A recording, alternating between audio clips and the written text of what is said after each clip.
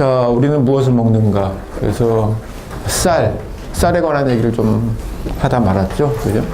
지난번에 맨 마지막에 제가, 소위 말하면 이런 다수학 품종이 뭐가 있다 그랬죠? 우리나라에서 개발한 다수학 품종, 쌀에. 뭐가 있죠?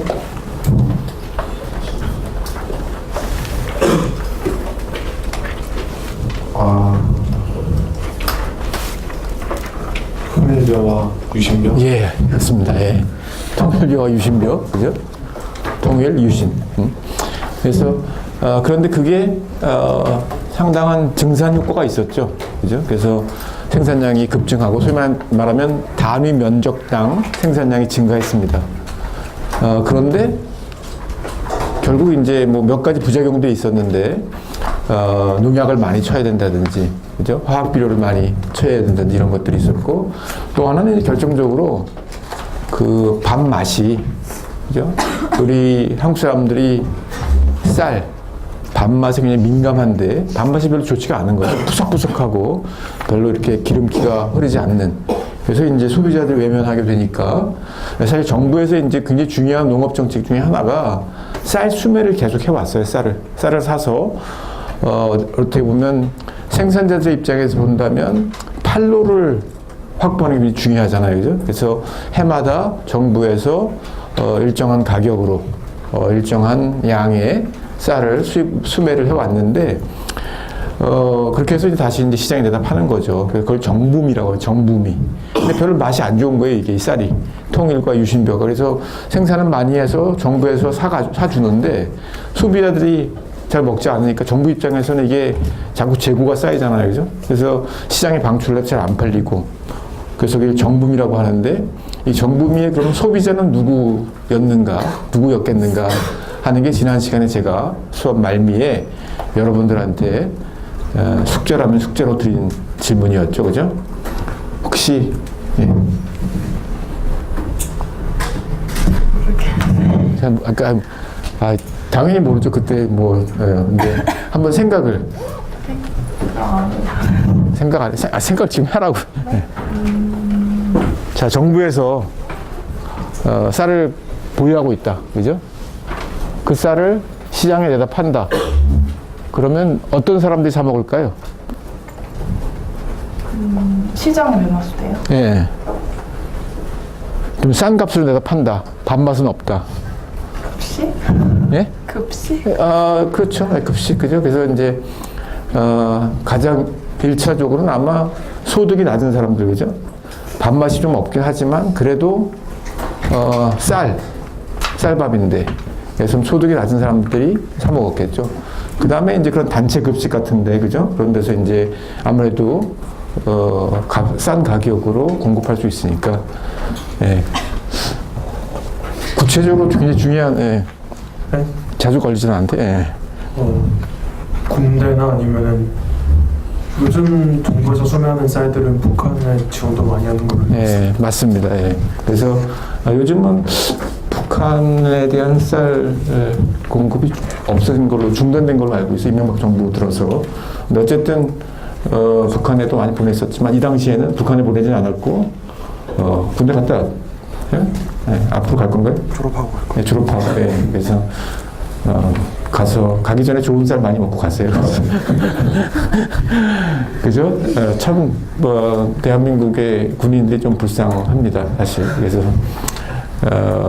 2008년도 미국산 쇠고기 문제 때문에 촛불을 들었을 때도 정부에서, 약간 군인들한테 많이 먹였죠. 쇠고기 일주일에 2번씩 나오고, 그죠? 예. 그 다음에,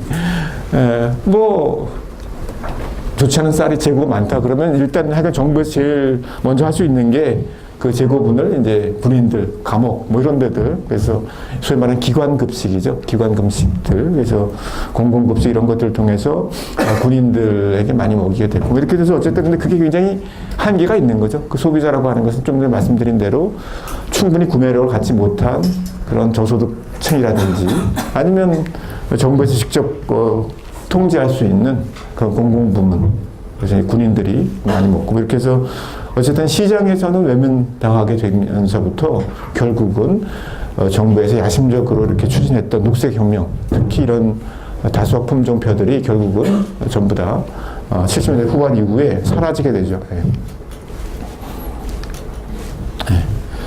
예. 쌀을 좀 더 굉장히 중요한 품목이기 때문에 좀 간단하게라도 좀 시간이 많지는 않지만 쭉 한번 들여다보면 좋을 것 같아요. 여러분들 뭐 인문학이 굉장히 중요하다고 저는 생각을 하는데 저는 사회과학자이긴 하지만 근데 음식과 관련된 인문학적 연구들을 보면 정말 재미있어요. 좀 문화적인 접근들 이런 것들을 하게 되면 그래서 이것도 제가 그 어떤 인문학자가 쓴 책을 쭉 검토를 하면서 또 이제 거기서 언급된 신문 기사나 이런 걸 찾아보면서 좀 보니까 굉장히 재미있더라고요. 그래서 이게 쌀이라고 하는 게 단순히 뭐 그냥 음식이 아니라 체제 경쟁, 정치적인 어떤 체제 경쟁에서도 굉장히 중요한 아이템으로 논의가 된 거죠. 그래서 남북한이 모두 다 어떻게 보면 한민족에게 있어서 쌀이 굉장히 중요한 아이템이기 때문에 1962년 신년사 김일성 누구죠? 김정은의 할아버지죠. 그죠? 그래서 이게 제가 역사학자, 한국사학과 교수랑 얘기를 하다 보니까 그런 말을 하더라고요. 그 동아시아 역사를 이렇게 들여다보면 하여간 한국의 왕조가, 처음에 조선, 뭐 고려 왕조의 역사가 굉장히 안정적이고 길대요. 그래서 고려, 조선, 신라 하여간 굉장히 오래 갔죠, 사실은. 그래서 지금 김일성, 뭐 김정은, 김정일, 북한 체제도 굉장히 쉽게 무너질 체제가 아니다. 굉장히 공고하다. 뭐 이렇게 얘기를 하던데 어쨌거나 체제 경쟁에 있어서 굉장히 중요한 상징적 정치적 의미가 있었던 거죠. 그래서 양측의 지도자들 김일성과 박정희라고 하는 그러고 보니까 정말 그 세대 남한도 그렇게 됐네. 북한도 그렇게 되고 언제적 김일성이 사실 또 김정은 할아버지네요. 그래서 머지않아 입합이라고 하는 거는 쌀밥이죠. 쌀밥.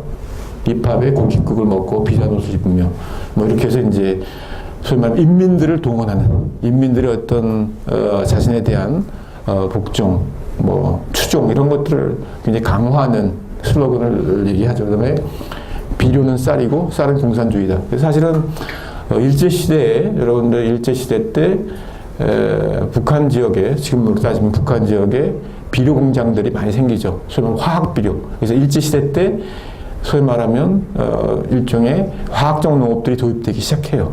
그래서 그 비료는 이제 2차 한국전쟁이 끝나고 특히 이제 남북한 체제가 분단되면서 이 비료 문제가 굉장히 중요한 문제였어요. 그래서 이제 남한에서도 비료 산업이 막 성장하게 되는데 어쨌든 김일성의 표현을 빌자면 비료는 쌀이고 쌀은 공산주의다라고 하는 정말 적극적인 정책을 피고 식량 증산을 위해서 노력을 하게 하죠.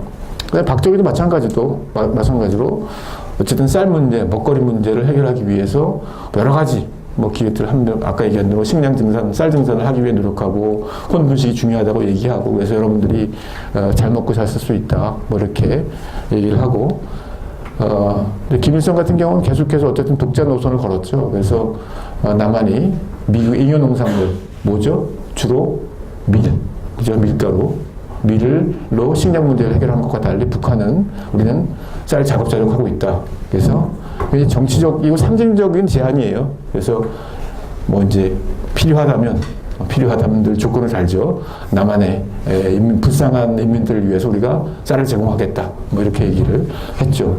그 다음에 이제 사실은 몇십 년 후에는 남한 쪽에서 뭐 인도적 차원에서 북한에 쌀을 공급하겠다. 그래서 일정 기간 공급하다가 이명박 정부 들어서 남북 관계가 극히 경색되면서 쌀 공급 중단을 했죠. 이렇게 되면서 남한에서는 어쨌든 이 쌀 문제, 식량 문제를 해결해야 되는데, 그래서 뭐 쌀 생산을 늘리고, 쌀 소비를 줄이고, 뭐 다른 곡물을 먹고, 뭐 이런 식으로 이제 하면서, 여러분들이 지금, 즐겨 먹는 막걸리, 쌀 막걸리의 제조가 1963년에 금지됩니다. 1963년에. 그래서, 그리고 이제 64년부터 정부가 이 음식에 대해서 적극적으로 개입을 하는 거죠. 여러분들의 입맛이나 음식에. 그래서, 면류 25%, 설렁탕에 뭐 육개장 이런 데다가. 그래서 여러분들 여기 저쪽 그 동우설렁탕이라고 아시죠? 저쪽 개운사 쪽으로 가다 보면 상당히 맛있는 집이에요, 그 집이. 그 집이 워낙은 성북구청 뒤에 주로 이제 구청 직원이라든지 그쪽 지역에서 시장에서 조그만 설렁탕 집을 시작을 했어요. 그래서 저도 그때 한 20년 전 이럴 때 가서 가끔 별미로 먹고 그랬는데 돈을 많이 벌었죠. 그래서 이제 여기다가 크게 음식점을 냈는데, 근데 설렁탕에 보면 늘 처음에 그 소면이지, 밀가루 면을 넣어주기도 하고, 이 동구설렁탕의 경우에는 처음에 일종의 에피타이저 비슷하게 이렇게 조금만 정지해 주죠. 그럼 거기다가 뭐 이렇게 깍두기 말아서 먹고 그러는데, 사실 그게 이제 전통적인 설렁탕은 아니에요. 이게 64년부터 이런 정부에 의해서 이런 설렁탕 위에다가도 면을 넣어라. 그렇기 때문에 일종의 이를테면 정부 정책에 홍하는 차원에서 면을 추가하기 시작하면서 쌀 소비량을 줄이는 방법의 하나로서 이런 면류가 소위 말하면 탕류에 혼합되는 이런 이제 새로운 음식의 진화가 진행된 거죠. 그래서 어떻게 보면 굉장히 흥미롭게도 보통은 음식이라고 하는 것은 이제 문화, 뭐 그 시대의 어떤 취향, 요리법에 의해서 변하는데, 이런 경우는 이제 정부의 정책이라고 하는 게 한국의 음식 문화를 바꾼 사례라고 할 수 있겠죠. 그래서 정부가 적극적으로 뭐 이런 식의 얘기를 해요. 뭐 행정명령 이런 걸 통해서 음식 판매업에서는 밥의 25% 이상의 보리쌀에 면류를 혼합 판매해야 한다. 지금 상상할 수도 없는 얘기지만 매주 수요일, 토요일 11시부터 17시 사이에 쌀을 원료로 하는 음식을 판매하지 못한다. 그죠? 군대 얘기하자면 군대에서 뭐 제가 있을 때는 일요일 아침마다 라면이 나왔어요.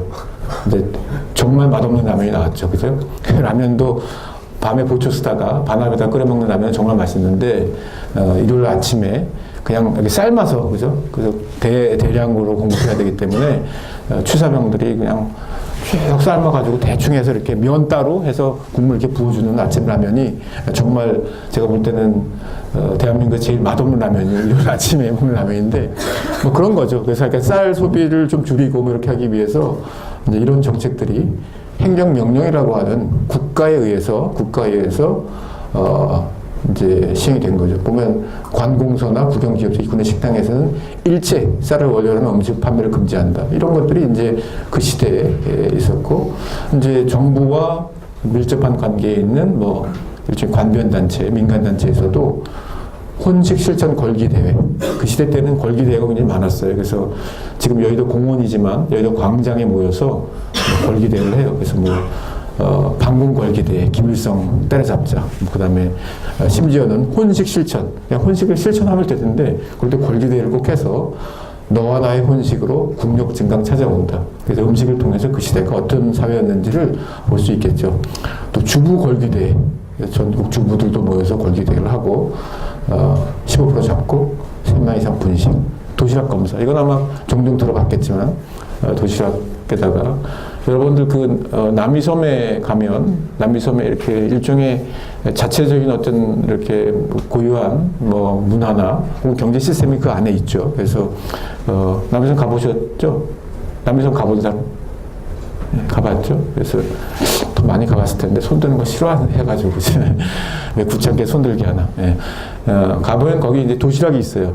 뭐 추억의 도시락인가 뭐 이렇게 해가지고, 근데 보면 양은으로 만든 도시락에 위에서 달걀을 얹어가지고 이렇게 먹는 게 있는데, 그런 도시락을 검사를 한 거죠. 옛날에 그런 도시락 가져오면 저도 뭐 이제 초등학교, 중학교 뭐 이럴 때 보면 쫙 도시락, 그 당시에 한 반에 한 70명 이렇게 애들이 되죠. 그러면 쫙 앉혀놓고서 자, 도시락 뚜껑 연다 그러면 뚜껑을 다 열죠. 그래서 선생님이 다 보죠. 이렇게 해서 뭐 위에 보리가 많이 얹혀져 있지 않으면 뒤에 나가서 손 들고 서 있거나 뭐 이렇게 그렇게 했었어요. 그다음에 그러다 보니까 이제 어떻게 했어요? 그 뭐 여러분들 아마 유머 같은 데서 얘기가 나오던데, 어쨌든 엄마들은 자식에게 흰쌀밥을 먹이고 싶잖아요, 그죠? 그래서 흰쌀밥 도시락을 싸서 보리를 삶아서 그 위에다만 살짝 얹는 거예요, 그죠? 그래서 서로 다 알게 되니까 얼마 시간이 지나면 선생님이 자 도시락 뚜껑 연다. 뚜껑 딱 열면 자 도시락 뒤집는다. 그럼 도시락 딱 뒤집죠. 그럼 밑에 보면 하얀 쌀밥 그러면 다 나가서 이제 손 들고 있고 정말 코미디 같은 일들이 어쨌든 그 시대에는 굉장히 진지하게 벌어졌죠. 그래서 엄마와 선생님의 머리싸움 이런 것들이 이제 있었죠. 그리고 73년이 되면 이제 30% 혼합비 의무화 아마 이 시기였던 것 같아요. 제가 이렇게 제 개인의 히스토리와 대한민국의 역사, 히스토리, 소위 말하는 바이오그래피와 히스토리가 이렇게 좀 서로 매칭이 되면서 사회과학적으로 공부하는 재미가 아니면 역사학자들이 아마 그런 재미가 있을 것 같아요. 예. 대중매체나 학교 관공서에는 이런 얘기들. 쌀을 먹으면 머리가 나빠진다. 그죠? 밀가루는 칼슘과 단백질이 많아 키가 크고 건강에 좋다. 그다음에 이제 학자들, 그 식품영양학자들이 빵 예측. 이게 뭐 한국만 그런 건 아니었더라고. 저도 보니까 일본에서도 유사한 정부를 통한 그 미국에서 쌀 증산이 쉽지가 않고 그러니까 이제 쌀 소비를 좀 이렇게 분산시키기 위해서 특히 이제 대량으로 공급된 미국의 밀, 값싼 밀을 소비 확산 증대시키기 위해서 이런 얘기들을 하고 결국은 이게 이제 사실은 국내에 지금은 정말 세계적인 산업이 됐어요. 라면 산업이 한국의 라면처럼 정말 맛이 다양하고 그러면 제품 개발이나 디자인 면에서 혁신적인 상품이 없어요. 아마 제가 볼 때는 삼성 스마트폰만큼 혹은 애플만큼 이런 식으로 혁신적인 라면을 만들어냈어요. 제가 처음 유학을 간 게 1985년도인데 그때 1985년도 유학 갔을 때 미국에 라면이 있었어요. 슈퍼마켓에 가면. 근데 대부분 일본 라면 아주 심플한 그냥 뭐 치킨 맛, 쇠고기 맛 이런 건데 굉장히 저가고 맛이 밋밋한 그런 맛인데요. 사실 일본에서 라면은 개인 식당에서 하는 수제 라면이 굉장히 다양하고 맛도 여러 가지가 있죠. 그죠? 여러분들 이제 우리나라에도 많이 라면, 일본식 생라면에서 많이 먹죠. 워낙 이제 그런 건데 일본에서 이제 소위 인스턴트 라면을 이제 개발을 하죠. 그러니까 미국의 밀을 가지고. 근데 이제 그 라면을 정말로 뭐 여러 가지 실험과 혁신을 통해서 뭐 매운맛을 포함해서 다양한 맛으로 일종의 혁명을 이뤄낸 것이 한국의 라면 업계예요. 내가 볼 때는. 그래서 1990년대 중후반에 가면 미국의 외국의 슈퍼마켓에 정말 한국 라면, 뭐 신라면, 특히 신라면 같은 경우가 저도 이제 친한 친구가 있었는데 뭐 그 친구는 하여간 신라면 매니아가 돼가지고 우리 집에서 이제 그냥 신라면이 비쌌어요. 근데 사다가 좀 끓여주면 신라면에다가 인삼을 이렇게 풀어가지고 먹고 막 그랬었는데 한국 문화를 좋아했어요. 그래가지고 자기가 이 약간 비염이 있었는데 신라면 먹으면 이게 뻥 뚫린다 이래가지고 좀 고가를 지불하고 신라면을 사다 먹기도 하고 뭐 그러더라고요. 근데 어쨌든 이 라면 산업이 성장하게 된 것은 사실은 정부의 정책, 이 밀가루에 대한 적극적인 어떤 홍보와 지원 이것과 맞닿아 있죠. 그래서 사실은 저기 아마 그게 몇 년도였죠? 우지 사건. 그래서 이제 농심이 삼양을 추월한 시기가 있었거든요. 90년대 언제였던 걸로 기억을 하는데 그 전까지는 이제 사실은 삼양식품, 삼양라면이 한국 라면 업계의 완전히 지배자였죠. 그래서 이제 삼양이 사실은 정부의 정책, 이 혼분식 정책에 의해서 제일 혜택을 받다 이렇게 평가를 받고 있는데 이 양반의 자서전에 보면 이런 말이 나와요. 그죠? 운명의 여신은 삼양을 향해 미소를 보내기 시작했습니다. 정부에서는 부족한 쌀의 수요를 줄이기 위해 강력하게 분식 장려 정책을 펴고 있었습니다. 식량이 부족한 나라로서는 당연한 정책이었습니다.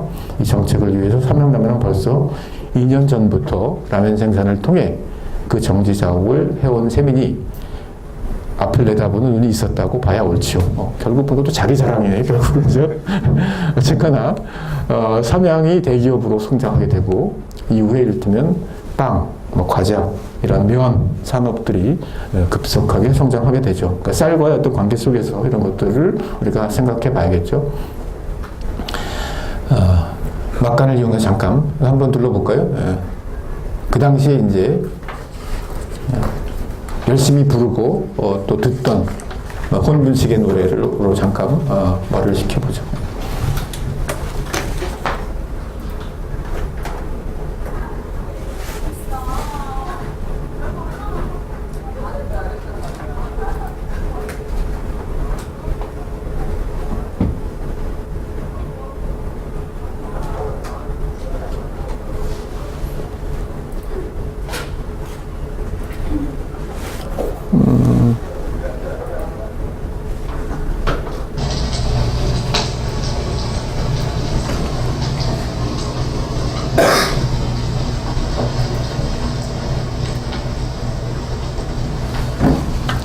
한번 내려가 볼래?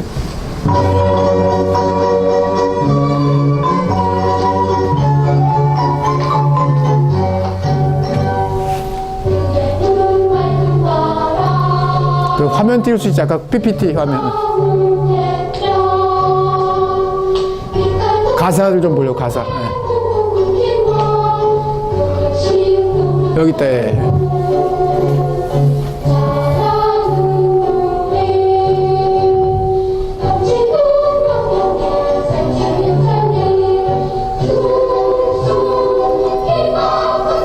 여러분들 부모들이 다 이렇게 키가 큰 겁니다.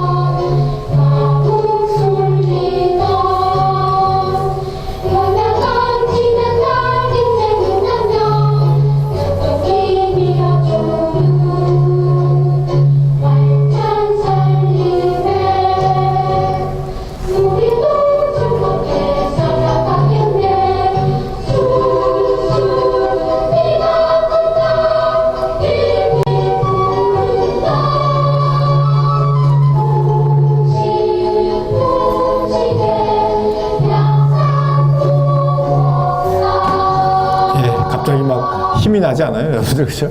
나가서 빨리 진짜 점심시간에 국수 한 그릇 먹으면 쑥쑥 키도 크고, 힘도. 여기 보면 저는 이게 굉장히 재밌다고 봐요. 보면 넉넉히 살 수 있어요. 그죠? 이 시대에, 이제 60년대, 70년대라고 하는 시대, 박정희 시대라고 하는 게 국가에 의해서 일종의 이제 개발 드라이브, 혹은 발전 프로젝트 이렇게 얘기를 하는데, 근대화 프로젝트. 우리도 잘 살 수 있다. 우리도 하여간 뭐 선진국이 될 수 있다. 이런 국가적인 어떤, 캐치프레이즈가 사회를 이렇게 지배했고, 사람들을 동원했던 시기죠. 자, 무슨 뭐 인권 뭐 이런 거 중요하지 않고, 무슨 민주주의 이런 거 중요하지 않고, 우리가 일단 하여간 먹고 살자. 잘 먹고 잘 살자. 그러면서 이제, 어떻게 보면 굉장히, 개인적이라고 할 수 있는 식습관에 관한 이제 통치 드라이브를 걸면서 동시에 또 이제 이런 메시지가 들어가죠.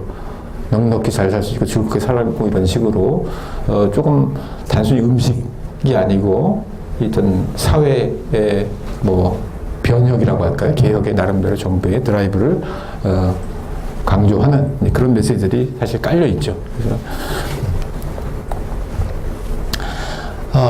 뭐 또 다른 그 시대의 어떤 에피소드일 수도 있고 예인데, 뭐 여러분들 부모님한테 한번 여쭤보세요. 뭐 부모님들하고 대화할 수 있는 여러 가지 뭐 기재가 필요한데 그 중에 하나가 옛날 얘기죠. 뭐 사실 옛날에 어떻게 살았어요? 뭐 이런 얘기하면 아마 저도 쥐를 잡았던 생각이 나요. 그래서 이를테면 뭐 방학 숙제나 아니면 주말에 숙제 이렇게 해서 쥐잡기 주간이 있어요. 되게 그러면 쥐잡기가 있으면 그때 참 쥐가 많아서 요즘은 그게 쥐를 보기가 그렇게 쉽지는 않은 것 같은데 아마 좀 낡은 단독주택이 아니면 근데 이제 그래서 쥐를 잡았다는 증거를 어떻게 확보할까요? 그쵸, 꼬리 어떻게 알았죠? 네. 그래서 쥐를 들고 학교에 가기는 좀 그러니까 쥐 꼬리만 잘라서 내가 3마리 잡으면 꼬리 3개 들고 가면 3마리 잡은 거잖아요. 그죠?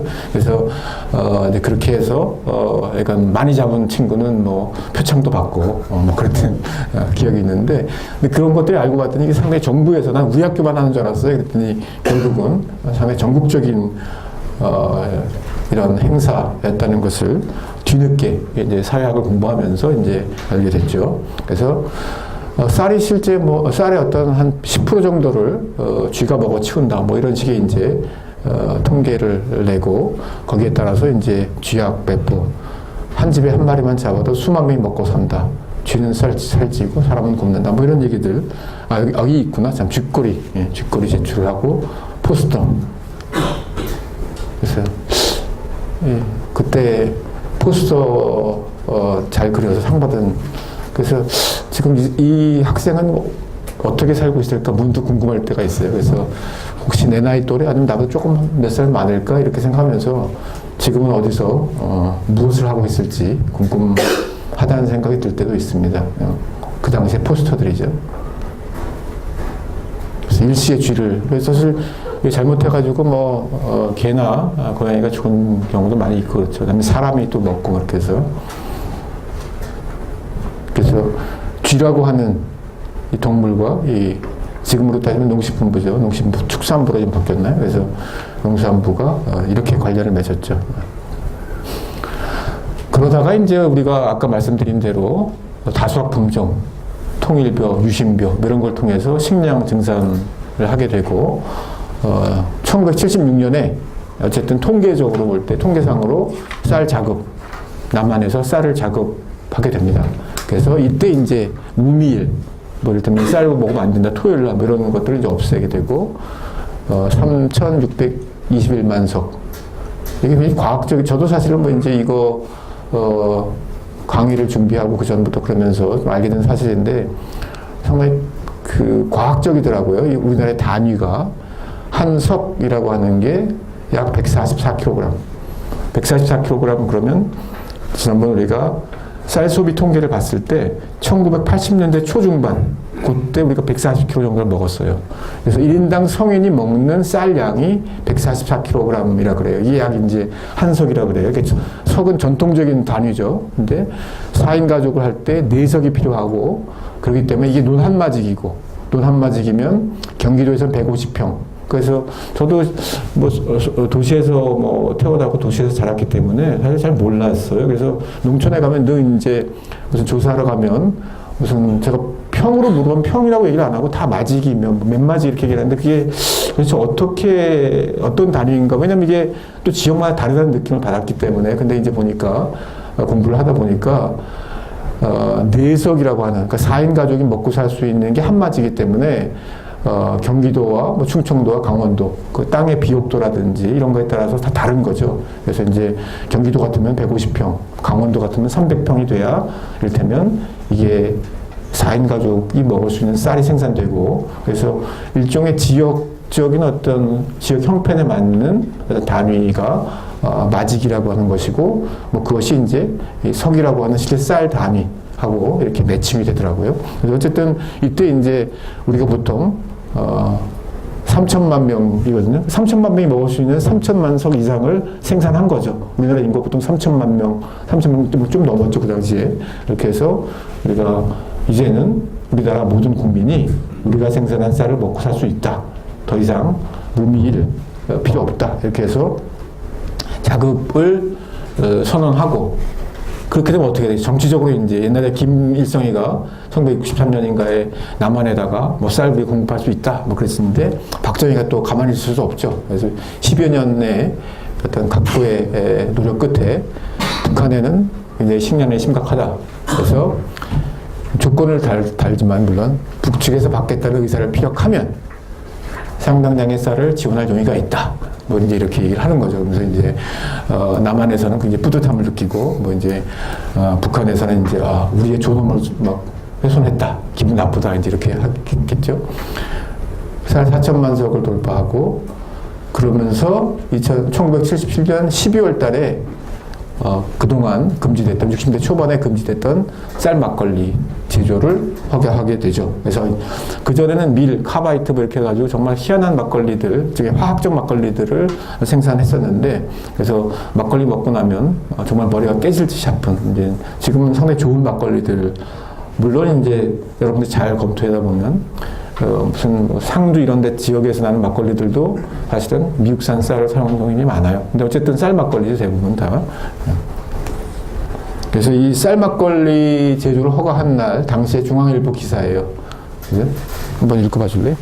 앞에 앉다 보니까 여러 가지를 하는데.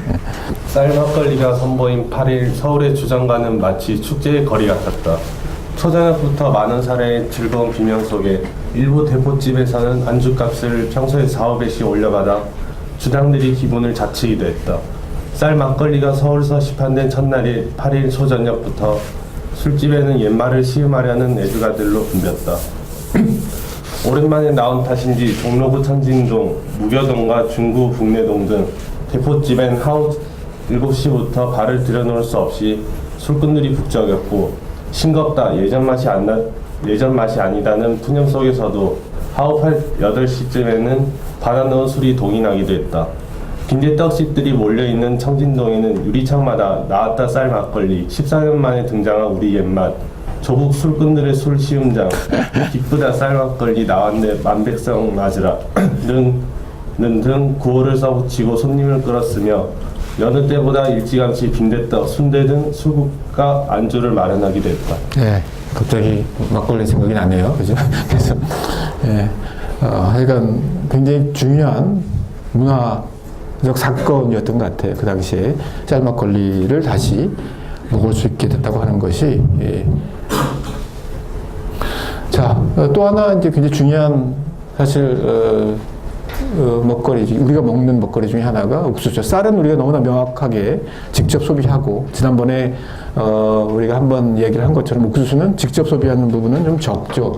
그러나 이제 전 세계적으로 보면 또 우리 국내로 봐서도 실제 이제, 여러 가지 형태로, 간접적인 형태로, 그래서 옥수수 기름이라든지, 뭐, 사료라든지 이런 형태로 옥수수를 먹게 되고,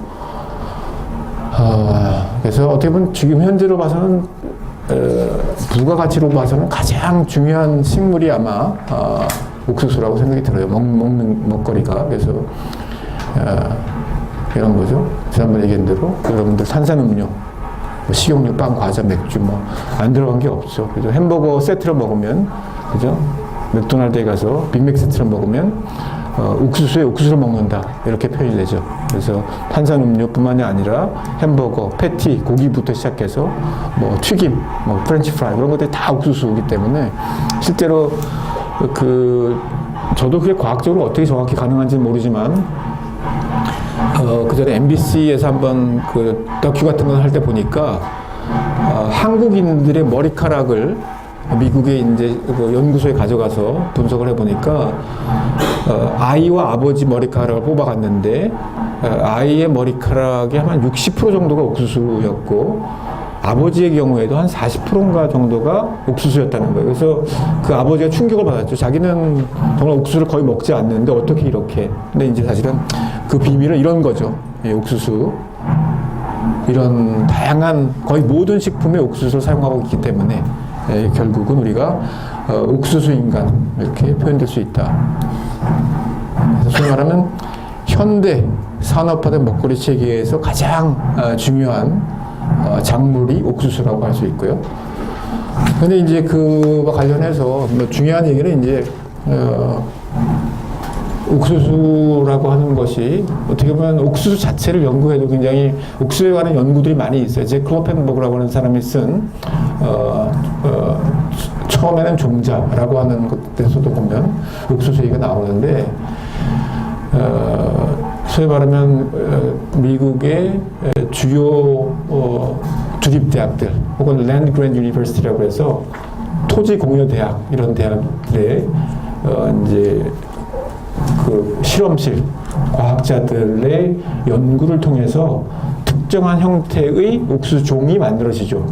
그래서 정말로 생산성이 높은 그런 이제 옥수수가 만들어지고 그것이 이제 거의 옥수수의 다른 하위 종들을 다 거의 없애다시피 하면서 몇 개의 생산성이 높은 옥수수가 이제 전 세계를 지배하게 되는데 그것이 이제 여러 가지 형태로 특히 이제 육식혁명을 일으키죠. 그래서 사료로서 엄청난 효율성, 엄청난 단백질 뭐 이런 식으로 해서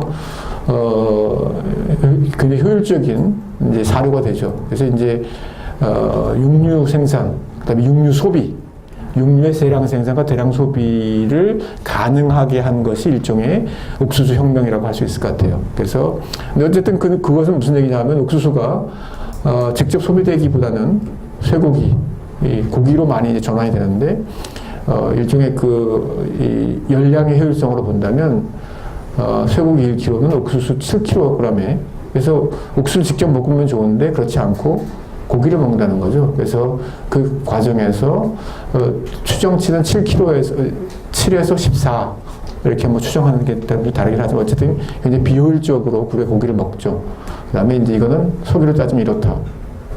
그런데 세계 최대의 옥수수 생산국인 미국 옥수수의 60% 이상이 소의 사료로 사용되고 반면에 전 지구적으로 보면 8억 명 이상이 굶주림에 허덕이게 되는 이런 이제 딜레마를 가져오게 되죠. 또 특히 이제 이 GM 관련 우리가 나중에 GM 공부도 잠깐 하겠지만 유전자 변형 작물 가운데 이게 이제 직접 소비하는 부분이 적기 때문에 쌀이나 밀을 GM을 가지고 장난치지는 않죠, 왜냐하면 일단 소비자들이 굉장히 의구심을 가지고 있기 때문에. 그런데 이제 옥수수 같은 경우는 사실은 이제 굉장히 적극적으로 GM 기술들이 활용이 됐고 그에 따라서 이제 사실 미국에서 나는 대부분의 옥수수는 거의 유전자 변형 옥수수라고 할 수 있는데 2008년도에 여러분들이 기억하는 것처럼 세계적인 어떤 식량 위기, 국제 농산물 가격의 폭등 이런 것들이 있었죠. 그래서 그때 이제 우리나라에서도 그냥 그 전에도 이제 알게 모르게 미국산 GM 옥수수가 들어왔지만 공식적으로 그냥 우리가 식용 가격용으로 GM 옥수수를 수입한다라고 기업들이 공개적으로 얘기를 했고요. 그러면서 이제 지금 여러분들이 먹는 무슨 과자류 이런 데서 GM 표시를 하고 있지 않기 때문에 알 수가 없어요. 들어있는지 안 들어있는지 대부분은 들어있다고 봐야 될 것이고요. 근데 얼마나 들어있는지 이런 건 알 수가 없죠. 1인당 우리가 182kg를 소비하는데 대부분은 이제 사료나 아니면 가공, 뭐 기름 이렇게 먹는다는 거죠. 예. 다음 주제가 이제 먹거리의 산업화입니다. 그래서 이러한 우리가 이제 상당히 여러 가지 음식을 먹고 살지만 이제 그런 것들이 변해왔다는 거죠. 생산의 시스템이 변해왔는데 결국은 대량 소비라고 하는 게 굉장히 중요한 일종의 키워드죠. 식품 체계를 지배하는. 그러니까 대량 소비를 하기 위해서는 대량 생산 시스템이 있어야 되고 좀 전에 얘기한 대로 고기를 많이 먹는다. 그러면 고기를 많이 먹으려면 어딘가에서 고기가 생산이 돼야 되는 거죠. 근데 공장에서 화학적으로 생산할 수 없으니까 일종의 산업형 농업, 공장형 축산, 그러니까 대량 생산 시스템이 필요하겠죠. 그래서 먹거리의 산업화라고 하는 그래서 이런 유통과 가공에 관한 기술이 만들어지게 되고 그다음에 이제 이게 이제 산업적으로 개인들이 텃밭에서 아니면 동네 농민들이 생산하는 게 아니라 이제는 거대한 자본과 설비를 갖춘 이제 식품 산업들에 의해 지배되는 그다음에 굉장히 먼 거리를 이동하는 식품 체계가 만들어지게 되고 이것을 이제 뒷받침해 줄 수 있는 생산의 산업화가 이제 진행이 되죠. 소위 말하면 굉장히 모순적으로 들리는 산업형 농업, industrial farming이라고 하는 게 이제 등장하게 되죠. 그래서 뭐 일단 규모가 커야 된다. 그죠? 뭐 옛날처럼 소농들이 그냥 뭐 집에서 조금씩 해서 뭐 쌀 짓고 뭐 채소, 과일 뭐 이렇게 해서 할 게 아니라 대규모의 어떤 농장에서 기계에 의해서 뭐 이렇게 생산되는 그런 이제 농업 시스템이 자리 잡게 되죠. 그 다음에 이제 굉장히 중요한 게 표준화죠. 규모만 큰 것만이 아니라 표준화돼서 생산, 뭐 수확, 뭐 이런 것들이 굉장히 중요한데, 그래서, 종자나 비료나 노동력 이런 것들이, 효율적으로 활용될 수 있는 그런 표준화된 시스템이 이제, 도입되게 되고, 특히 이제 중요한 거는 이제 이런 아까 녹색혁명에서 보여준 그런 이제 생산 방식이 이런 요소로 구성되죠. 화학 비료, 기계, 농약. 그래서 이제 이거를 일명 석유 농업이라고 해요. 석유 농업. 그렇죠? 그래서 실제 2008년도 식량 위기, 국제 농산물 가격의 폭등 이런 것하고 유가하고 밀접한 상관관계가 있어요. 그래서 지난 한 7, 80년 동안에 국제 곡물 가격에 관한 그래프를 그리고 그 다음에 석유 가격 뭐 이런 것들하고 그래프를 놓고 보면 소위 말하는 콜레이션이 상관관계가 굉장히 높아요. 그래서 석유 없이는 사실은 농기계, 농약, 비료 이게 다 사실 석유를 가지고 만드는 거거든요. 그러니까 비료나 화학 비료도 그렇고 농약도 그렇고 그래서 이제 이런 석유 농업이라고 하는 거는 신진대사의 균열이라고 하는 거를 망가뜨린다. 이게 이제 무슨 얘기냐 하면 좀 복잡한 얘기인데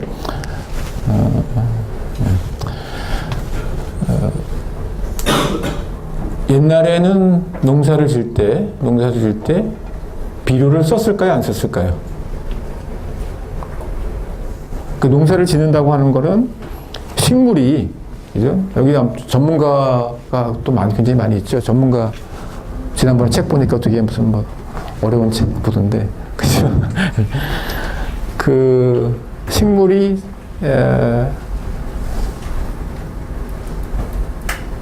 땅에서 자라죠? 그죠? 예. 그 땅에서 식물이 자라기 위해서 필요한 뭐 요소가 있지 않나요?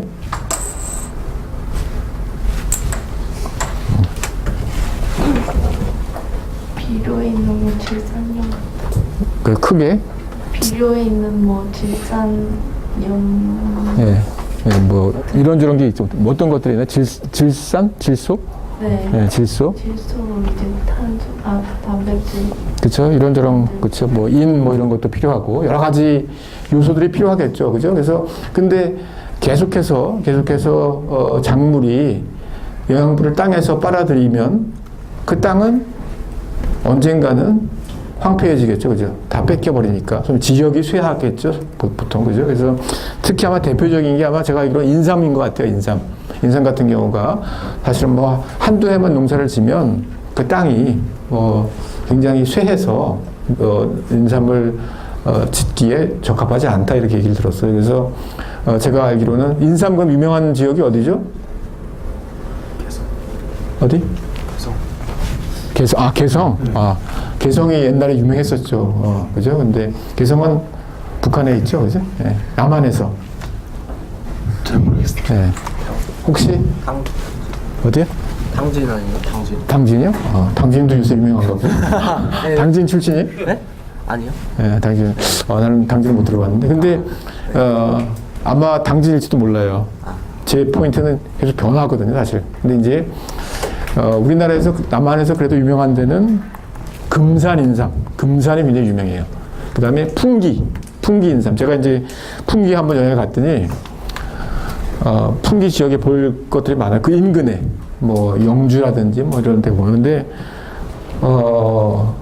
제가 한 3박 4일 가족들하고 머물면서 호텔에서, 정말 인삼을 그렇게 많이 먹어본 적이 없어요. 그냥 뭐 아침에 된장찌개 먹는데 된장에도 인삼 넣고, 무슨 인삼을 버무려서 반찬으로 넣고, 막 이건 뭐 밥에다가 인삼 위에다 뿌리고 막 그래가지고, 한 하루 정도 먹으니까 더 이상은 도저히 인삼이 정말 지겹더라고요. 그래가지고 서울 올라올 때 인삼 선물 세트를 안 사왔습니다.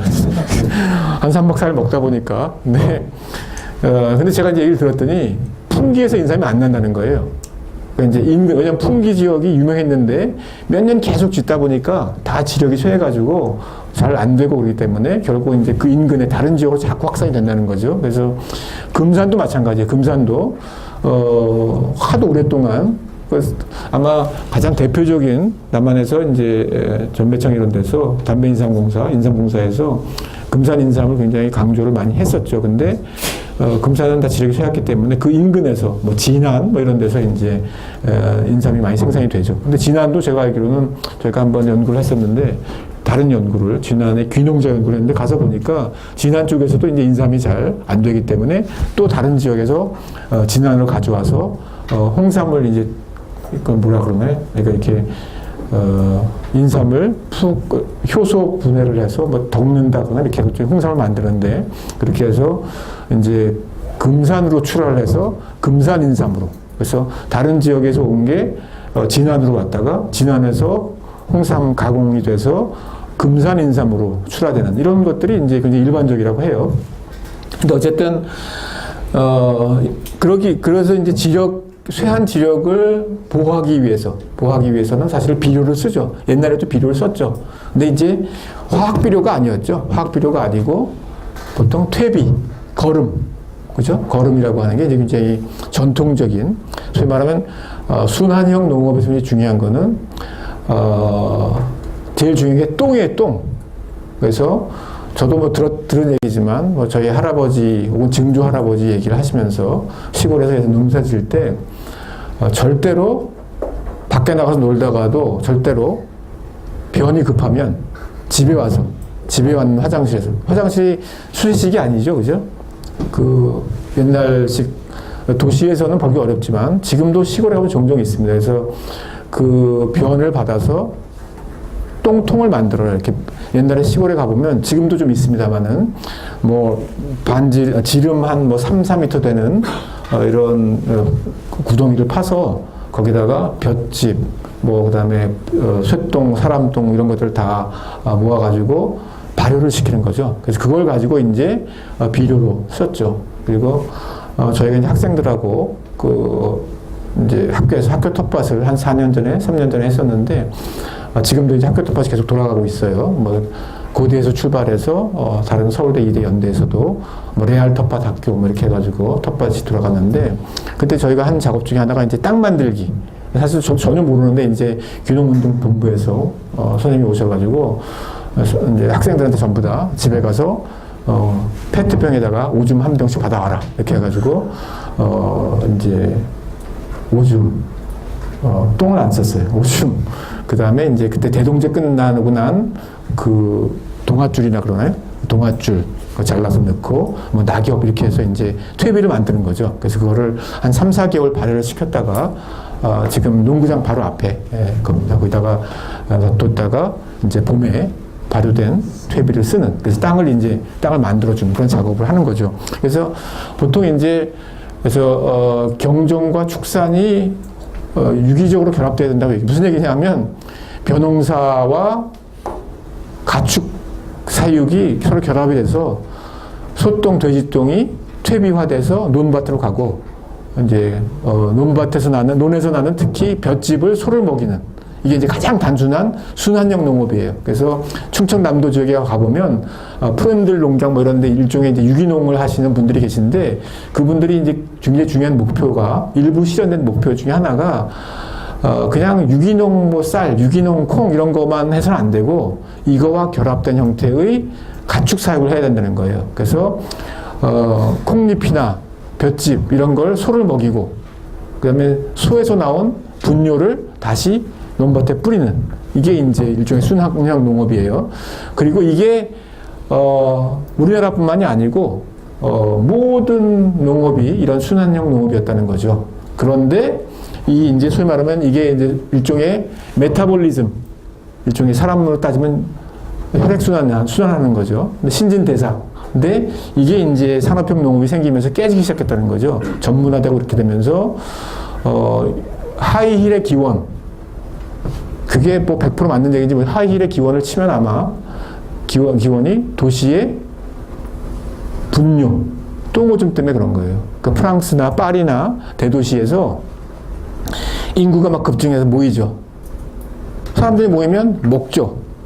먹으면 배설하죠. 그럼 너무나 약간 명약관화한 사실이죠. 근데 지금처럼 체계적인 그러나 지속 불가능한 수세식 시스템이 없었기 때문에 그냥 뭐 길에서 변을 보고 말해서 길에 분뇨가 넘쳐나는 거예요. 그것을 이제 피하기 위해서 하이힐을 신었다라고 하는 설이 굉장히 중요한 대표적인 하이힐의 하이힐의 기원이에요. 근데 어쨌든 그만큼 결국 이제 도시라고 하는 공간은 옛날 같으면 농촌에서 분뇨가 다시 땅으로 돌아가고 그다음에 그것을 통해서 장분이 나오고 그것이 다시 사람이나 동물에게 먹여지고 이런 시스템이 있었다는 거죠. 그런 메타볼리즘이 깨지게 된 게 이제 소위 말하면 메타볼릭 리프트라고 하는 신진대사 균열이에요.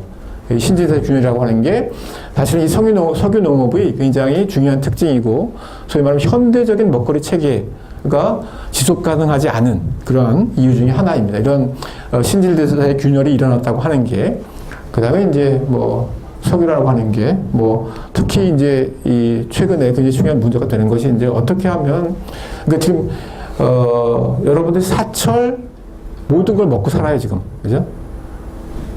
슈퍼에 가면 지금 뭐 딸기, 토마토, 뭐 참외, 뭐 호박, 뭐 포도 없는 게 없죠 그죠? 근데 사실은 그게 제철 음식은 아니죠. 지금 언제 뭐가 나는지도 저도 이제 기억이 나지 않아요. 근데 어쨌든 제 기억은 처음에 봄에 뭐 딸기를 먹다가 여름이 되면 초여름이 되면 참외를 먹다가 수박을 먹고 뭐 그다음에 포도가 나고 이런 음식의 어떤 계절에 맞는 순환이 있었는데 지금은 그냥 뭐 백화점에 가면 아니면 마트에 가면 다 있기 때문에 근데 결국 그 얘기는 하나는 어딘가에서 장거리 이동을 통해서 슈퍼에 온다는 거죠. 그래서 지금 뭐 칠레에서는 포도가 나기 때문에 이렇게 오고 무슨 뭐 유럽 이런 식이고 남반구에서 뭐가 나고 이러기 때문에 오고 또 하나는 하우스를 하는 거죠. 그래서 하우스에서 사시사철 뭐 비닐하우스가 됐건 유리 온실 하우스가 됐건 간에 사시사철 채소류나 특히 이런 것들을 생산해서 여러분 식탁에 올리죠. 결국 이게 이제 석유라고 하는 게 이동과 생산에 있어서 굉장히 중요한 요소가 됐고 소위 말하면 산업형 농업의 핵심에 석유가 있습니다. 그래서 이제 석유의 위기를 얘기를 많이 하면서 페퍼라고 하는 사람이 쓴 책에 보면 그 책 제목이 Eating Fossil Fuel이라는 책이 있어요. Eating Fossil Fuel. 석유를 먹는 문화 이렇게 해가지고 우리가 먹는 게 석유를 먹는다 이 사람들이 그렇게 주장을 해요. 그리고 석유의 위기가 그러니까 오일 피크란 말 하죠. 석유는 이미 생산은 정점을 찍었고 석유의 위기가 온다는 거예요. 분명히 오고 있고 그랬을 때 이게 가장 기본적인 식량의 위기에 바로 직접적인 원인이 된다고 주장을 해요. 그래서 이것을 어떻게 대비할 것인가, 어떻게 하면 탈석유화할 것인가 이게 굉장히 중요하다는 주장을 Eating Fossil Fuel이라고 하는 책에서 펴고 있는데 어쨌든 그만큼 우리의 현대 농업이라고 하는 것은 산업적으로 조직되어 있고 그 핵심에 석유가 있어요. 석유가 있다는 거죠. 그 다음에 대규모 단작 이러면서 여러 가지 이제 뭐 다양성 화학물질, 농지의 소수 집중 뭐 이런 것들이 진행이 되죠. 그 다음에 이제 중요한 것 중에 하나가 종자라고 하는 게 더 이상 순환적이지 않고 기업에 의해서 관리되고 있다.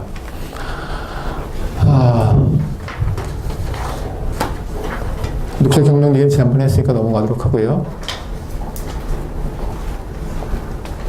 WTO. 중요한 거는 이제, 이 농산물이 그전에는 국가에 의해서 농업이라고 하는 게, 그죠? 적어도 식량 생산의 핵심이 되는 농업이라고 하는 거는 국가별로 조직이 됐어요. 국가에서 농업 정책이 있었죠. 그죠? 그래서 우리가 먹는 것이기 때문에 가장 생존의 기본적인 것이기 때문에 정부에서 생산에 관한 정책을 가지고 있었고 또 사람들이 굶주리지 않을 수 있도록 이런 여러 가지 정책들을 폈죠. 그래서 소위 말하면 세계 자유무역이라고 하는 무역 자유화라고 하는 시스템 속에서 농산물은 좀 예외적이다. 이거는 각 국가가 어떤 정책을 가지고 있어야 한다. 뭐 이런 것들이 이제 일반적이었는데 이런 국가 주도, 국가 혹은 뭐 정부에 의해서 관리되는 시스템에 대해서 여러 가지 문제 제기가 발생하게 되죠. 그래서 이제는 우리가 세계화해야 된다. 소위 말해 세계화에 관한 주장들이 등장하게 되고 정부의 개입이 경제 성장에 어려움을 가져왔다. 그러니까 이제는 정부는 물러나고 민영화 뭐 이런 얘기들, 신자유주의 이런 것들이 이제 등장하게 되죠. 그래서 그러면서 소위 말하면 우루과이 라운드 WTO 기본 원칙은 뭐냐면 이제는 농산물도, 쌀도, 밀도, 보리도, 콩도 다 상품이니까 자유롭게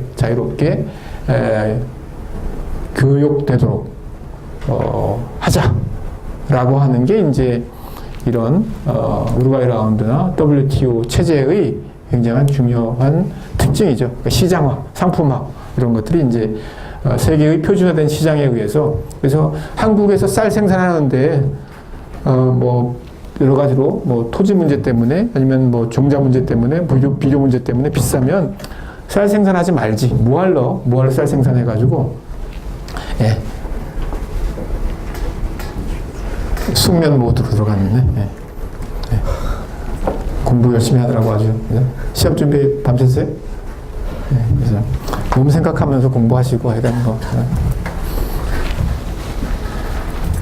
예. 비교 이론 뭐 이런 것들이 이제 이런 새로운 세계화된 식량 체제. 그러니까 산업형 농업이라고 하는 게 결국은 산업형 농업 시스템이 잘 갖춰준 나라의 경쟁력을 높이겠죠.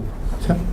그래서 세계에서 산업형 농업이 가장 잘 정착이 된 나라가 어딜까요? 그죠? 미국이죠. 이건 뭐 농약 관하예요. 이게 근데 뭐 하루아침에 미국이 땅덩어리 넓어서 그렇게 된 게 아니고요.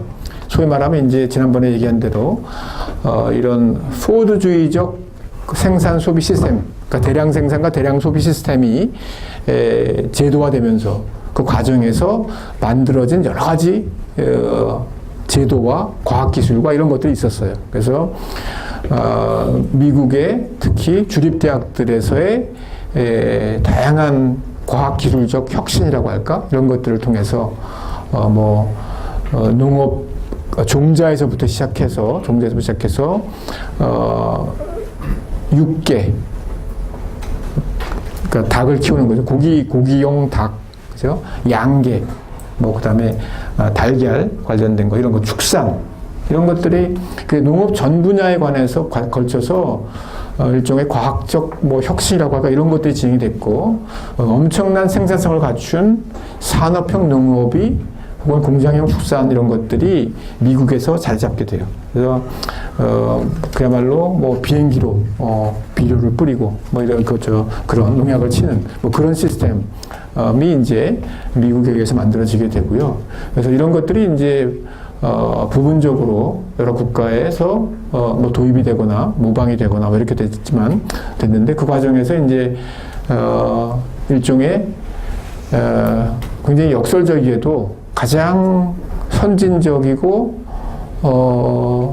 산업화됐다고 할 수 있는 미국이 또 농업의 최고 강대국이 되게 되죠. 근데 이게 얼핏 보기에는 모순적인 것 같지만 모순적이지 않다는 거죠. 왜냐하면 농업이 전통적인 농업이 아니라 이제는 산업화된 농업이기 때문에 그 산업화라고 하는 측면에서 가장 소위 말하면 선진적인 국가는 미국이었기 때문에 그 미국에 의한 농식품분에 대한 지배가 어떻게 보면 당연한 것이 되어버렸죠. 그래서 관련해서 이제 미국 같은 데나 이런 데서는 상품이다. 그러니까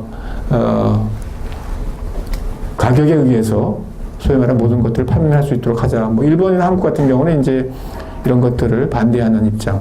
제3세계든 이제 각 국가들의 어떤 산업 구조나 이런 거에 따라서 좀 다른 입장을 가지게 되는 이런 상황 속에서 이제 소위 말하면 세계화라고 하는 게 빠르게 진행되게 됐죠. 굶주림의 문제를 잠깐 다루려고 해요. 그래서 이런 농식품 체계가 가지고 있는 게 참 모순적이라는 거예요. 이게 엄청난 생산성, 그죠? 그래서 결국은 미국이 됐든 호주가 됐든 특정 지역에서 식량의 생산성이 엄청나게 높아졌어요. 그죠? 그래서 전 세계적으로 보면 전 지구적으로 보면 식량의 공급이 굉장히 증가했는데 그럼에도 불구하고 여전히 많은 사람이 기아에 시달리고 굶주림에 고통받고 또 때로는 죽어가는 그런 현실이 있다는 거죠. 그래서 이 문제를 어떻게 해결할 것인가, 이게 도대체 어떻게 된 것인가 하는 게 여러분들 교재 3장의 굉장히 중요한 문제의식이죠. 그래서 인구와 식량에 관한 이런 논의는 멜더스로 여러분 잘 아는 것처럼 멜더스로 거슬러 올라가죠. 그래서 인구는 기하급수적으로 증가하고 식량은 산술급수적으로 증가한다. 그래서 이 문제를 어떻게 해결할 것인가? 멜더스는 경제학자였죠. 경제학자였는데 또 기독교 문화권 혹은 기독교 굉장히 강한 역사 속에서 살았기 때문에 이 문제를 해결할 방법이 별로 없었어요. 멜더스의 주장 간단히 얘기하면 굶주린 자는 굶주리게 내버려 둬라. 그거였어요. 그래서 그게 일종의 자연의 보이지 않는 법칙이고 일종의 인구를 관리하는 시스템이라는 거예요. 그래서 그 당시 영국에서 그러니까 1800년대 그죠? 1700년대 후반, 1800년대 초반 뭐 이런 때 구빈법, 빈민에 대한 여러 가지 법들이 나오게 되는데 그랬을 때 멜더스는 구빈법을 격렬하게 반대했죠. 왜냐하면 그 그건 뭐 정부나 교회나 이런 데서 개입을 해서 굶주린 자들에게 먹을 것을 주면 거주할 곳을 주면 이러면 사실은 더 인구가 증가해서 일종의 대재앙이 발생할 수 있고 이것은 자연의 법칙을 거슬리는 거라는 거죠. 그래서 조그만 공간에 쥐를 놓고 먹거리를 얼마큼 주다가 통제하게 되면 그 종의 증식이 쭉 늘어다 갑자기 서로 죽이고 싸우고 이렇게 해서 적정수가 유지되는 것 같은 그런 것들이 이제 자연의 법칙이라는 거죠. 그래서 굶주림, 그 인구 격차 어떻게 줄 것인가, 해결할 것인가, 배고프게 내버려 두고 전쟁, 질병 이런 것들에 의해서 자연적으로 이제 해결이 될 것이다. 그래서 소위 말하면 사회주의자들이 얘기하는 그런 여러 가지 개입들 같은 것들을 반대하죠. 엥겔스와 논쟁도 벌이고 그러죠. 근데 그다음에 이방적인 측면에서는 이제 금역, 순결, 만원. 그러니까 이제 지금은 가장 대표적인 게 대표적인 어떤 인구 억제 방식이 사실은 피임이죠, 피임. 그죠? 피임인데 아니면 가족계 이런 것들인데 이런 것들 할 수 없었어요. 기독교적인 어떤 이런 문화에서 피임이나 이런 것들은 가능하지 않기 때문에 금욕하거나 순결, 뭐 결혼을 늦게 하거나 이렇게 해서 아이를 낳지 않을 수 있는 사회적 어떤 그래서 이나마 이제 이게 약간 문명적이긴 하지만 현실성은 별로 없죠, 사실. 그래서 이렇게 내버려 두는 것이 이제 중요하다. 그래서 그런 의미에서 이제 일종의 복지적 원형이라고 할 수 있는 빈곤법에 대해서 이제 반대하죠. 신멜더스주의는 멜더스를 잇지만 피임이나 가족계획 이런 것들을 통해서 제3세계의 인구, 그러니까 식량을 증산하는 데는 한계가 있다고 본 거예요. 그래서 식량 증산을 해야 되지만 인구 문제를 잡아야 된다. 그래서 인구 문제를 잡기 위해서는 가족계획 이런 것들이 굉장히 중요하다. 특히 이제 제3세계, 왜냐하면 인구가 증가하고 있는 지역이 그렇죠? 소위 말하는 개발 언더디벨롭드가 전 세계의 1950년대에 전 세계 인구의 약 70%였다고 한다면 2000년대가 되면 한 80% 정도가 소위 말하면 저개발국 인구이기 때문에 이미 왜냐하면 이제 선진국의 경우는 저출산 사회가 됐죠, 그죠? 저출산 사회가 됐는데 아직 후진국의 경우에는 고출산 사회이기 때문에 또 고출산뿐만 아니라 사망력이 급격하게 떨어지고 있어요. 소위 말해 개발도상국에 있어서도 그런 과정에서 결국은 이 제3세계 저개발국에 대해서 개입을 해야 되고 그 개입은 이제 인구 정책, 가족계획 뭐 이런 걸 통해서 이제 해결해야 된다. 뭐 이렇게 얘기를 하죠. 뭐 대충 보면 이런 변화들이 있을 거라고 30만 년마다 인구가 2배로 늘어날 것이고 제3세계 인구 그다음에 GDP는 더 빠르게 증가할 것이고 이 얘기는 뭐냐면 먹거리와 에너지 소비가 더 빠르게 증가할 것이라는 거죠. 그래서 이 문제를 이제 어떻게 해결할 것인가가 굉장히 중요한데 이게 이제 인구 문제로 이 문제를 보는 것에 대해서 황현벽 선생도 그렇고 일반적으로 사회과학자들은 좀 비판적이죠. 이게 인구 문제가 아니다, 사실은. 왜냐면 세계의 사람들이 아주 단순하게 먹는 걸로 봐도 굉장히 불균등하다는 거죠. 그죠? 그래서, 세계 평균은 1년에 우리가 곡물로 따지면 300kg 정도를 먹는데 그 중에 캐나다나 미국 사람들은 거의 800-900kg을 먹고 있고 가난한 나라들, 그죠? 탄자니아, 하이티, 인도 이런 지역들은 100에서 200kg밖에 먹고 있지 않다는 거죠. 그렇다면 무조건 이 사람들이 인구가 만약에 인구를 줄여야 될 게 아니고 어떻게 보면 이 식량 분배 문제, 분배 불균형 문제가 분명히 있다는 거죠. 그래서 이제 그런 측면에서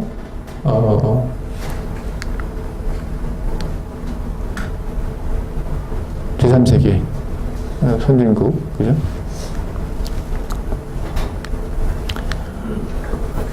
만성 영양실조가 약 8억 명 이상이 지금 시달리고 있고요. 기아 인구 뭐 비슷한 얘기죠. 10세 미만의 어린이가 5초에 한 명씩 죽어간다고 해요. 그죠? 10초. 똑딱똑딱 셀 동안에 5초군요. 5초에 10세 미만의 어린이가 한 명씩 죽어있다고 하고, 북한의 북한 뭐 좀 특수한 어떻게 보면 정치적인 문제와 관련되지만 어쨌든 이 기아 한편에서는 지금 뭐 산업형 농업이라든지 뭐 공정형 축산을 통해서 엄청난 양의 먹거리가 생산되고 있는데 한편에서는 굶주림에 시달리고 실제 죽어가고 뭐 영양실조에 시달리는 그런 것들이 있다는 거죠. 그래서 이 문제를 사회과학적으로 본다면 사실은 식량이 상품화되고 이윤 추구와 투기의 대상이 되는 것들. 특히 이제 식량 시장은 사실 독과점이 굉장히 심해요. 몇 개의 소수의 기업들, 나중에 그 자료를 보여드리겠지만, 소수의 초국적 기업들이, 소위 말해 기업 식량 체제라고 얘기하는데, 기업들이 먹거리의 다양한 분야를 지배하고 있고, 수직적 통합, 수평적 통합을 통해서 사실은 굉장히 불투명한 구조를 가지고 있어요. 그래서 일반 상품하고도 다른, 그죠? 이런 구조를 가지고 있어요. 결국은 접근성의 문제, 분배의 문제, 이런 것이고, 먹거리 불평등이라고 하는 게, 분명히 있다. 이런 것이 기아의 원인이다. 이렇게 얘기를 하고, 그걸 볼 수 있는 게 이제 2008년도 아까 얘기했는데, 2008년도 식량 위기입니다. 그래서 2007, 8년도에 그 기간 동안에, 세계 농산물 가격이 엄청 올랐죠. 그 다음에 이제 지금, 올해도 사실 가격이 계속 올라가고 있는데, 이 짧은 기간 동안에 84%나 올랐어요. 그래서 전년 대비로, 1년 대비로 봐도 밀 130%, 콩 87%, 쌀 74%, 옥수수. 그래서, 이러한, 가격의 폭등이라고 하는 게, 농산물 가격의 폭등이라고 하는 게, 이거는 생존의 문제와 관련되는 거죠. 된다는 거죠. 물론 모든 사람의 생존의 문제는 아니겠죠. 전 세계의 뭐 1%, 50%는 뭐 먹고 사는 데 지장이 없겠죠. 그러나, 소위 말하면 선진국들의 빈민들, 또 제3세계의 많은 서민들이 실제로 큰 피해를 보게 되죠. 그래서 실제 그 당시에 많은 나라에서 식량 폭등 같은 것들이 일어났고, 한국의 경우에는 이제 우리가 쌀에 대해 영향을 받지 않았죠. 우리가 수입 개방하지 않았기 때문에 국내 쌀 공급이 충분했기 때문에 큰 문제가 없었지만, 그 당시에 아까 말씀드린 대로 GM 옥수수를 공개적으로 수입하기 시작했고, 그 당시에 과자 가격이, 면 가격이 많이 올라갔죠. 그래서 라면 가격도 올라가고, 그래서 서민들에게는 굉장히 중요한 문제였죠. 그다음에 그 당시에 또 여러분들 기억하실지 모르지만 축산 농가들이 굉장히 고통스러웠어요. 그래서 왜냐하면 국제 유가가 올라가고, 그죠? 그러니까 이제 그다음에 또 사료 가격이 올라가니까, 그러니까 못 살겠다 뭐 이래가지고 이제 데모도 하고 뭐 그랬었는데, 어쨌든 2008년 식량 가격의 급등 요인을 보면 이렇게 정리할 수 있어요. 고유가, 농산 연료의 확산,